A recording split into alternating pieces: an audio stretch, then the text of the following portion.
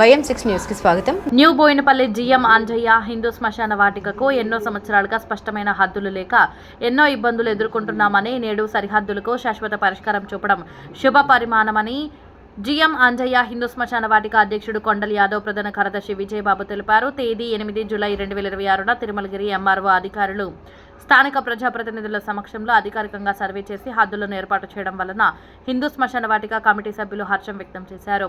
ఈ సందర్భంగా జిఎం అంజయ్య హిందూ శ్మశాన వాటిక కమిటీ సభ్యులు మాట్లాడుతూ, జిఎం అంజయ్య హిందూ శ్మశాన వాటికకు చెందిన సర్వే నెంబర్ 228 న్యూ బోయినపల్లి తోకట విలేజ్లోని 11.1 గుంటల భూమిని తిరుమలగిరి మండల రెవెన్యూ అధికారులు ఎన్నో సంవత్సరాలుగా ప్రజలు ఎన్నో సమస్యలను ఎదుర్కొంటున్న సందర్భంలో అత్యాధునిక సాంకేతిక పరిజ్ఞానంతో భూమిని క్షుణ్ణంగా సర్వే చేసి ఈ భూమిని పూర్తిగా హిందూ శ్మశాన వాటిక అవసరాల కోసమే కేటాయించబడిందని తెలియజేస్తూ శాశ్వత సరిహద్దు రాళ్లను ఏర్పాటు చేయడం అభినందనీయమని అన్నారు.